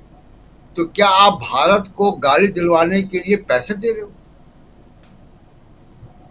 ये कितना बड़ा रैकेट है, कितना बड़ा ये अनैतिक काम है। और यही चैनल जो है वो सरकार की हिमायती हैं। तो जिस तरीके से राजीव जी 2400 घंटे के चुनावी मोड में विदेश नीति की धज्जियां हो रही है, मैं बता रहा हूं राजीव जी कि इलेक्शन कमीशन का भी यही घोटाला जो चल रहा है पिछले 10-11 साल से, इस घोटाले का भी बिहार में यही हाल होगा। ये जो स्कैम चल रहा है, इलेक्शन स्कैम, डेमोक्रेसी को डिरेल करने के लिए, इस स्कैम का पर्दाफाश इस बिहार के इलेक्शन में वैसे ही होगा जैसे विदेश नीति सामने आ गई कि क्या थी 11 साल की। जी धनंजय जी, क्या ये रथ रुकने वाला है बिहार में? बिहार रथ रोकने में बहुत माहिर रहा है। बिहार जो है, देखिए, रथ रोकने वाला तो माहिर है, ये तो अलग है, लेकिन बिहार सच के साथ चलता है और बिहार सामाजिक न्याय के साथ चलता है। तभी तो रथ रोकता है। इसीलिए तो बता रहा हूँ कि रथ वाले वहां लोग नहीं है, वहां पैदल वाले लोग जाके पैर न फटी विवाई, वो क्या जाने पीर पर आई। तो बिहार के लोगों के पैर में विवाई फटी हुई है, वो पीड़ा जानते हैं। बिहार के लोग जानते हैं कि नौकरियों के लिए किस कदर से भागना पड़ता है। नीतीश कुमार उनके लिए भी जो है वो ध्वज पे मुकुट की तरह है, माथे पे मुकुट की तरह है। अभी जो आपने दिखाया वीडियो चिराग पासवान का, बताया भाई साहब ने, प्रशांत भाई ने, कि 135 सीटों पर लड़े और एक विधायक जीता, वो भी आपको छोड़ के चला गया। अब 243 सीटों पर लड़ेंगे, ये तो खैर वो उनका मुहावरा है कि एनडीए 243 सीटों पर लड़ेगी, हम एनडीए के साथ हैं वगैरह वगैरह। लेकिन इनके पिताजी एक भी सारी सीटों पर हार गए थे, ये भी है। लालू प्रसाद यादव जी ने जो है उनको राज्यसभा भेजा था, ये भी याद रखना चाहिए चिराग पासवान। और चिराग पासवान तभी तक है जब तक जो है बीजेपी साथ खड़ी है। बीजेपी नहीं रहेगी तो चिराग पासवान कहाँ जाएंगे। और जो बोल रहे थे प्रशांत भाई एक और कि वो इस्तेमाल होने वाले लोग हैं, वो इस्तेमाल हो रहे हैं, उनको नहीं पता है बिहार की राजनीति हवा में उड़ जाएंगे, गायब हो जाएंगे। बढ़िया से जानते हैं जयशंकर भाई, रामविलास पासवान जो है कितने चतुर खिलाड़ी थे, लेकिन फिर भी बिहार की राजनीति उन्होंने नहीं की।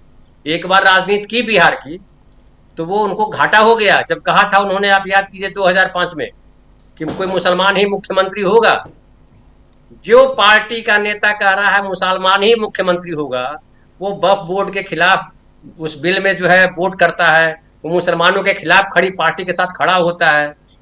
क्या है इनका। और अब एक बात और जान लीजिए, दलितों में भी, पासवानों में भी ये मैसेज चला गया है कि ये खाली अपने बहनोई का है, इसके पिताजी भाई के थे, ये बहनोई के हैं, बाकी कोई है। तो बीजेपी अभी जो स्थिति में बिहार में है राजीव भाई, एक तो मैं बता रहा था आपको उस समय कि मोदी जी ने जो इतना सिगुफा छोड़ा, इतना बोला, बड़बोलापन, सम्राट चौधरी से लेकर के गृह मंत्री से लेकर के प्रधानमंत्री तक, जो 24 आवर्स चुनाव चर्चा में लगे रहते हैं, उसकी बात खाली झूठ बोलते रहते हैं, खाली शेख ही बगाड़ते। बिहार में क्या किया ये बताएं, एक लाइन बताने की हैसियत में है 20 साल में बीजेपी के लोग कि बिहार में हमने ये किया है। कोई नेता बोलता है, एक नेता बताइए जिसने, आपने कोई डायलॉग सुना है 20 सालों में कि बिहार के नेता ने कहा कि हमने ये बना दिया बिहार में? सारा नीतीश कुमार के नाम। और नीतीश कुमार को छोड़ने की हिम्मत अब भी इनके पास नहीं। और एक बात और जान लीजिए, नीतीश कुमार का अब जो है पराभव या कहिए अस्त होने वाला टाइम है, जाते जाते बेला, जाता जाता वाली बेला है। इसमें क्या नीतीश कुमार के जो आपने कहा कि 102, 101 और 100 और 101 सीटों की बात है, क्या चिराग पासवान उनके दिमाग में नहीं है? और इस बार नीतीश कुमार की छवि खराब मतलब अब उम्र हो गई, छोड़ दीजिए, अब कितना दिन राजनीति कीजिएगा, लोग बोलने लगे। मोदी जी कितना झूठ बोलते हैं बिहार में सब लोगों को पता है। पहलगांव नहीं जाकर के बिहार जाकर के आप चुनाव के भाषण करते हो, मिट्टी में मिला दूंगा, और सीज फायर करके आ गए हो ये। और तीसरी बात ये कि देखिए, राहुल गांधी ने जो 3 मसले में महत्वपूर्ण मानता हूं राहुल गांधी। एक तो जो उन्होंने जाति गणना को पकड़ा और छोड़ा नहीं, लगातार पकड़े रहे। नीतीश कुमार ने छोड़ दिया। नीतीश कुमार आरक्षण के मसले को जब वापस आए और जब लाना था 65% को संसद में पास करवाना था, कानून बनवाना था, उसके बाद वो चर्चा नीतीश कुमार नहीं कर रहे हैं, नहीं चर्चा कर रहे हैं। इससे नीतीश कुमार के बारे में छवि वहां गड़बड़ाती है कि नीतीश कुमार चुप क्यों हो गए। ये भी कहा जाता है कि सवर्णवादी सोच वाले लोग वहां पे हावी हो गए जनता दल यू के भीतर वगैरह वगैरह वगैरह। लेकिन नीतीश कुमार ने वो छोड़ दिया, जबकि नीतीश कुमार के लिए वो हीरो बनने का चांस था बिहार में। जिसे कर्पूरी ठाकुर को याद किया जाता है ना, बाबू जगदेव प्रसाद को याद किया जाता है, उसे नीतीश कुमार को याद किया जाता। अगर ये 65% आरक्षण मोदी जी वहां संसद में पास करवा देते, नवाब अनुसूची में डाल देते या संसद में कैफ हटा देते। अब कैफ हटाएंगे तो भी राहुल गांधी की जीत होती है। राहुल गांधी जो जाति गणना की बात कर रहे थे, क्या कहा इन्होंने कहा कि अब जो है मुद्दा छीन लिया विपक्ष से, राहुल गांधी से मुद्दा छीन लिया। अरे मुद्दा छीन लिया तो आप जब हिंदुत्व के मुद्दों को छोड़ करके, राष्ट्रवाद के मुद्दों को छोड़ करके सामाजिक न्याय के मुद्दे पे आ जाते हो, तो मुद्दा छोड़ नहीं दिया, आपने अपना सजदा कर दिया, सर झुका दिया कि हुजूर माए बाप, हिंदू राष्ट्र कुछ नहीं है, माए बाप सवर्ण कोई नहीं होता है, सब आप हो। तो ये राहुल गांधी की जीत है, ये लालू प्रसाद की जीत है, वो नीतीश कुमार की भी जीत है। और वो समाजवादी सोच जो है, सामाजिक न्याय जो संविधान में सबसे पहला शब्द है, राजनैतिक, सामाजिक, आर्थिक न्याय, वो आर्थिक न्याय की बात भी राहुल गांधी एक कदम आगे बढ़ गए सामाजिक न्याय से, वो आर्थिक न्याय की बात भी कर रहे हैं। और वो कह रहे हैं कि ये जो ठेकेदारी है, तेलंगाना का जिक्र कर रहे हैं ना बार बार, वहां जिक्र किया ना उन्होंने। तो ये कुल मिलाकर के नरेंद्र मोदी जी सारे मोर्चे पे फंस गए।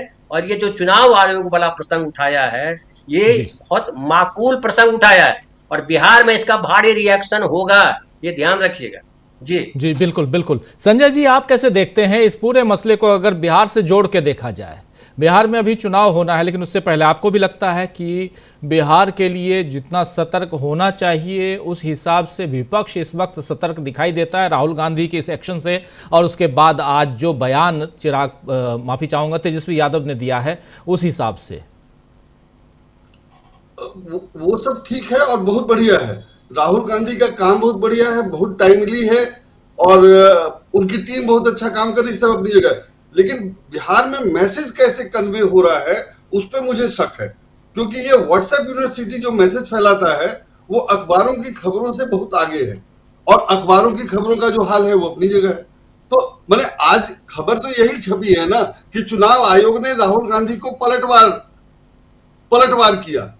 तो मैसेज अगर पलटवार अखबारों में छप रहा है तो व्हाट्सएप यूनिवर्सिटी और आरएसएस का जो पूरा तंत्र है वो लोगों को क्या बता रहा है? वो तो लोगों को यही बता रहा है ना कि राहुल गांधी मूर्खतापूर्ण सवाल उठा रहे हैं और चुनाव आयोग कह रहा है कि आपको हमने सारा जवाब दे दिया है, आप फालतू की बात कर रहे हैं वगैरह वगैरह।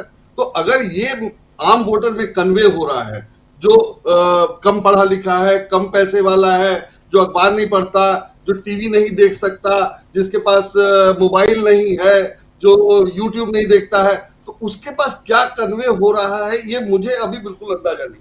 और मैं जिनकी बात करता हूं या जिनसे अंदाजा लगा सकता हूं वो काफी हद तक हमारे ही जैसे हैं, तो उनकी बातों पे मुझे लगता है कि भरोसा नहीं करना चाहिए।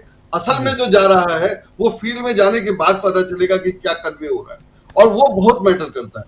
बिहार में क्या है कि हेड ऑफ द फैमिली जो कहता है जिसको वोट देना है उसको वोट अमूमन लोग दे देते हैं, पूरा परिवार एक आदमी को वोट देता है, ज्यादातर गरीबों में क्या बोलते हैं, गरीबों में नहीं कहिए, कम पढ़े लिखे लोगों में वगैरह वगैरह उस तरह से। तो अगर हेड ऑफ द फैमिली को कन्विंस कर दिया जा रहा है किसी कारण से, किसी तरह से, कि नहीं मोदी जी ही ठीक चला रहे हैं, या सिंदूर ही जरूरी है, या आतंकवाद को मोदी जी ही रोक सकते हैं, या हिंदुत्व की रक्षा मोदी जी कर सकते हैं, या कांग्रेस मंगलसूत्र चुरा ले जाएगी, बेच देगी वगैरह वगैरह, तो उसका वोटिंग पे क्या असर होगा वो अपनी जगह है। और प्लस ईवीएम और वोटर लिस्ट तो है ही है, तो इसलिए वो रिजल्ट क्या आएगा ये अभी एक्सपेक्ट कर, बिना सब जाने और बिना सबको देखे, क्योंकि अनिल मसीह जैसे अधिकारी हैं, ईवीएम की गारंटी यही है कि वो अधिकारियों के नियंत्रण में रहता है, इसलिए उससे छेड़छाड़ नहीं की जा सकती है। तकनीकी तौर पर छेड़छाड़ संभव है, ये तो शुरू से माना जा रहा है, लेकिन वो सील्ड होता है और अधिकारियों के नियंत्रण में रहता है। तो अधिकारी अनिल मसीह और रंजन गोगोई जैसे हैं, तो इन अधिकारियों की, या आरके सिंह जैसे हैं जिन्होंने आडवाणी को अरेस्ट किया और फिर बीजेपी की सेवा में लग गए। तो ये हमारा बिहार ही नहीं, ये हमारा पूरा समाज है। तो इसमें ये लोग क्या करेंगे या क्या रिजल्ट देंगे ये पहले समझना या पहले अंदाज लगाना बहुत मुश्किल काम हो गया है अब। बिल्कुल, तो देखा जाए क्या होता है। बिल्कुल बिल्कुल बिल्कुल देखते हैं। लेकिन जयशंकर जी, आपसे जरा समझना चाहता हूं कि इस वक्त जब ये चर्चा वोटिंग मशीन की, ईवीएम की, और साथ साथ ओवरऑल पूरी प्रक्रिया की जिसमें जो गड़बड़ियां हैं उसको सुधार ले चुनाव आयोग, ये बात अगर विपक्ष की तरफ से हो रही है, इसका मतलब विपक्ष सतर्क है, सजग है, ये तो दिख रहा है। जैसे धनंजय जी कह रहे हैं कि बिहार में बहुत सारी चीज़ें और बहुत परिवर्तन, बहुत कुछ, और आपने भी देखा है कि बिहार क्या कुछ करता है। ऐसे में, और तीसरी जो सबसे महत्वपूर्ण बात है वो ये कि नीतीश कुमार का जो ग्राफ है वो गिर रहा है। चौथी बात यहां वो ये जो बार बार प्रशांत टंडन जी कह रहे थे, वक्फ बिल पर वोट करने वाले लोग कौन हैं?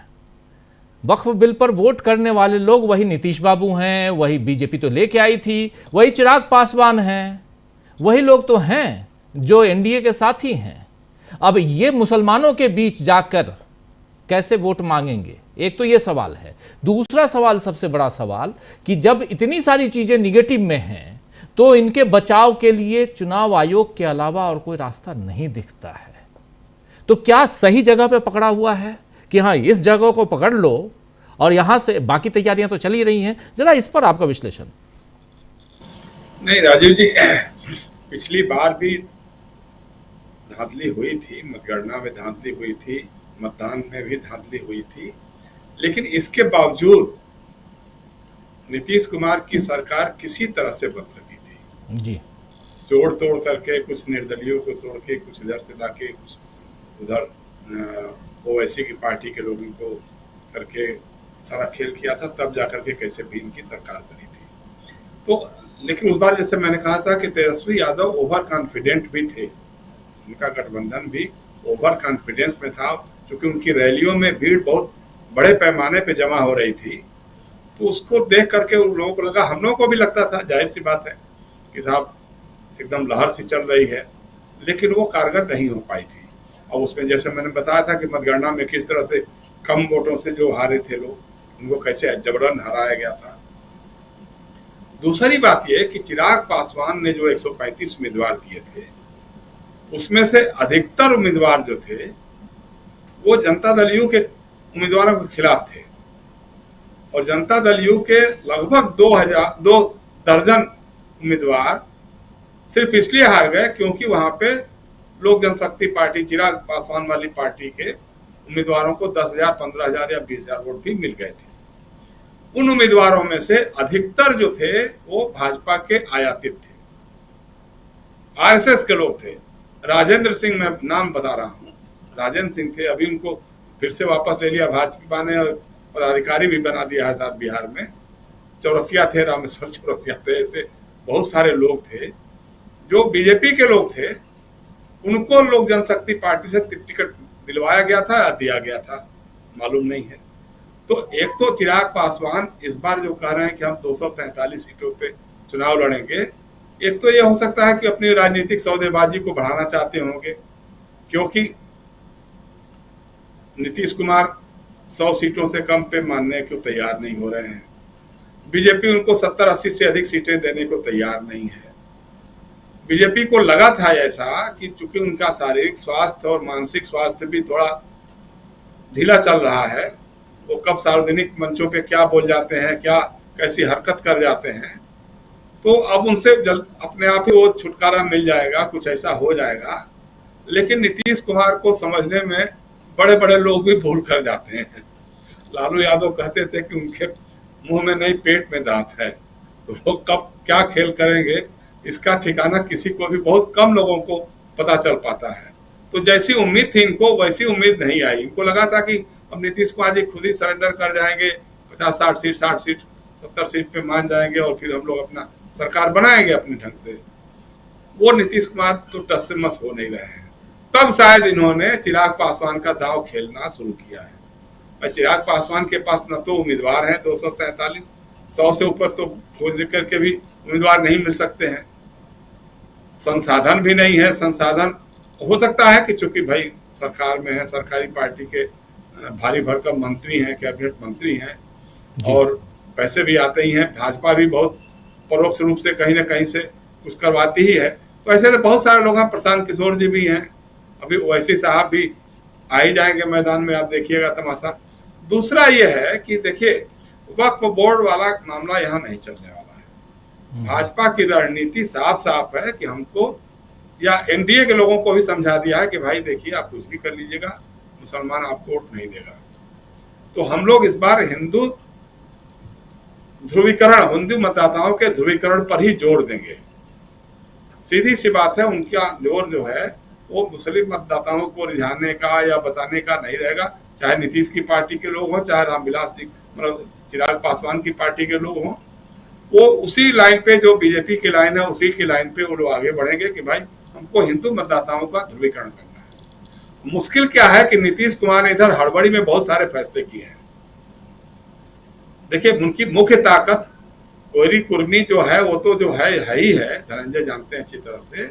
लेकिन 55 लोग हैं जो अति पिछड़ी जातियों के लोग हैं, वो नीतीश कुमार के कोर सपोर्टर और वोटर हैं, या महिलाएं हैं पिछड़ी जातियों की, अन्य पिछड़ी जातियों की, अति पिछड़ी जातियों की, या महादलित समाज के लोग उनके साथ रहे हैं। उन्होंने पहला काम किया, उच्च जाति आयोग बना दिया। किस लिए भाई? आप तो जातिगत जनगणना की बात कर रहे थे, आप तो सामाजिक न्याय के ताकतों को और ज्यादा आरक्षण देने की बात कर रहे थे। तो आपने फिर देखा देखी आपने SC ST कमीशन, तो कौन कौन कमीशन, 4-5 कमीशन बना दिया। किसी का जीतन राम मांझी के दामाद को बना दिया, किसी में चिराग पासवान के रिश्तेदार को या बहनोई को बना दिया। इस तरह से पूरा पारिवारिक खेल बना दिया, जैसे मजाक का विषय बन जाए। आपका अगर सुनियोजित कोई उस पर रणनीति या राजनीति होती तो पहले से काम होते, उस पर कोई काम होता, लेकिन वो जल्दबाजी में जो एक फैसला हो गया, तो इसको लेकर के भी जो उनका समर्थन आधार रहा है उसमें थोड़ा सा ये है, उनको लग रहा है कि कहीं ना कहीं नीतीश कुमार जी गड़बड़ा रहे हैं, हमारे साथ अब धोखा कर रहे हैं और उनका उस ढंग से नहीं रहेगा। तो ये सारी चीजें कहीं ना कहीं जाके कोलैबोरेट करेंगी और उसमें हमको लग रहा है कि जो कांग्रेस और आरजेडी और सीपीआईएमएल का जो गठबंधन है जी, अगर ईमानदार रहा, मैं बार बार कहता हूं कि अगर ईमानदार रहा और ओवर कॉन्फिडेंट नहीं हुआ, बहुत लोग मीडिया के लोग इस लाइन में भी लगे हुए हैं कि कांग्रेस में थोड़ा ज्यादा हवा भर दिया जाए ताकि कांग्रेस अपनी ताकत से और 1.5 गुना 2 गुना सीटें मांगे और उस पर लड़ाई हो जाए, झगड़ा हो जाए और हो जाए साहब अकेले चुनाव लड़ लेंगे।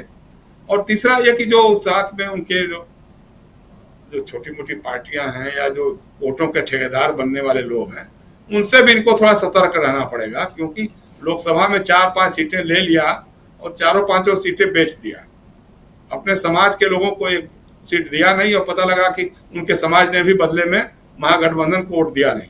तो अगर वो लोग रहेंगे, उनके साथ आप हेलीकॉप्टर में घूम के सावन के महीने में मछली का भोज दिखाइएगा, तो वो सब है थोड़ा परहेज करना पड़ेगा ऐसे लोगों से जो हवा हवाई लोग होते हैं, पैसा जिनके पास आ जाता है और पैसा बनाना भी उनको आता है। तो ये सब चीजें अगर करके ध्यान से लगेंगे लोग, मुझे नहीं लगता है कि ये सारी जो ताल तिकड़म वाली राजनीति है, राहुल गांधी ने बहुत समय पे जो हस्तक्षेप किया है, उससे कहीं ना कहीं तो भाजपा पर भी एक दबाव रहेगा ही रहेगा और चुनाव आयोग भी दबाव में ही रहेगा। आज नहीं तो कल चुनाव आयोग को जवाब तो देना पड़ेगा, उसको बताना होगा कि वो चिट्ठी हमारी थी या नहीं थी, वो फर्जी थी या सही थी। अब नेंदू जी ने बताया ना कि पीआईबी में उन्होंने डाल दिया है, अर्जी डाल दिया है, अब पीआईबी क्या जवाब देता है, लेकिन उससे पहले चुनाव आयोग को बताना चाहिए, हाँ भाई मेरा ही है, हमने लिखा है, हमारे इस अधिकारी की चिट्ठी है, वो गलती भूल गया बेचारा, वो दस्तखत करने से वो कैसे पाए, क्या कर पाए। तो ये सारी चीजें हैं। मुझे लगता है कि अगर ये लोग ईमानदार रहेंगे, ओवर कॉन्फिडेंस से बचेंगे, तो मुझे नहीं लगता है कि ये लोग चुनाव जीत पाएंगे। जहां तक एक चीज और, अमित शाह जी के बयान की बात आपने कही कि बंगाल जीतेंगे, बिहार जीतेंगे। आपको याद है पिछले चुनाव में अमित शाह जी ने कहा था अब की बार 200 पार, कितनी सीटों पे रह गए थे। एक और बयान उन्होंने कहा था, बड़ा उस पर थोड़ा चर्चा होनी चाहिए, कि ममता दीदी के परिवार का कोई भी आदमी फ्रीडम मूवमेंट में शामिल नहीं था। लगे हाथ तो अमित शाह जी बता दीजिए कि आपके परिवार के कितने लोग थे फ्रीडम मूवमेंट में। ममता बनर्जी के राजनीतिक परिवार, जो कांग्रेस का परिवार है, उसने पूरा फ्रीडम मूवमेंट की लड़ाई को लड़ा था। आपके राजनीतिक परिवार के लोग कितने चुनाव लड़े थे, फ्रीडम मूवमेंट में कितने शामिल हुए थे। गोलवलकर जी ने तो कह दिया था कि साहब हमारा काम ही नहीं है क्विट इंडिया मूवमेंट में शामिल होने का, हमको तो अपने अंदरूनी दुश्मनों से लड़ना है जी। तो अमित शाह जी इस तरह की बातें जब आप करते हैं तो थोड़ा सा सोच समझ के करिए, अपने पुरखों पर भी ध्यान रखिए, अपने अतीत को भी ध्यान रखिए, परिवार और राजनीतिक परिवार का भी ध्यान रखिए, तब किसी के बारे में कोई कमेंट करें तो ज्यादा अच्छा है। मुझे लगता है कि बिहार और बंगाल में फिर आपकी वही दुर्गति होने वाली है जो पिछली बार हुई थी। बिहार में किसी तरह से घसीट करके सरकार बन गई थी, इस बार मुझे नहीं लगता कि सरकार भी बन पाएगी। लोग जान गए हैं, जागरूक हो गए। जी राजीव जी राजीव कुमार जा चुके हैं, ज्ञानेश कुमार आ चुके हैं। ज्ञानेश कुमार के सामने बहुत सारी चुनौतियां हैं अगर चुनाव आयोग के हिसाब से देखा जाए तो, क्योंकि राजीव कुमार बहुत ज़्यादा कहें तो वो बदनाम हो चुके थे एक मुख्य चुनाव आयुक्त के रूप में। ये बात कहने में कोई हिचक नहीं और शर्मिंदगी है कि हमारा देश का एक स्वायत्त संस्था, हमारे देश की जो है संवैधानिक संस्था, वो किस ढंग से बर्बादी की कगार पे आ गई थी। खैर, लेकिन चुनाव सामने है, अब देखा जाएगा। इस साल का आखिरी चुनाव, शुरुआत का चुनाव बीजेपी के पाले में यानी दिल्ली का चुनाव, अब आखिरी चुनाव किसके पाले में जाता है ये दिलचस्प होगा। उससे पहले बहुत कुछ ऐसी दिलचस्प कहानियां आप तक हम पहुंचाएंगे जब जब ऐसी घटनाएं आएंगी। इस चर्चा को अब यहीं विराम देते हैं। बहुत बहुत शुक्रिया जयशंकर जी आपका, बहुत बहुत शुक्रिया संजय जी, बहुत बहुत शुक्रिया धनंजय जी और बहुत बहुत शुक्रिया प्रशांत जी और अमलेंदु उपाध्याय जी, आप सबका बहुत शुक्रिया, बहुत धन्यवाद। अब तमाम साथी आप सबका भी शुक्रिया अदा करता हूँ। हिरजी पटेल हमारे साथ हैं और शशि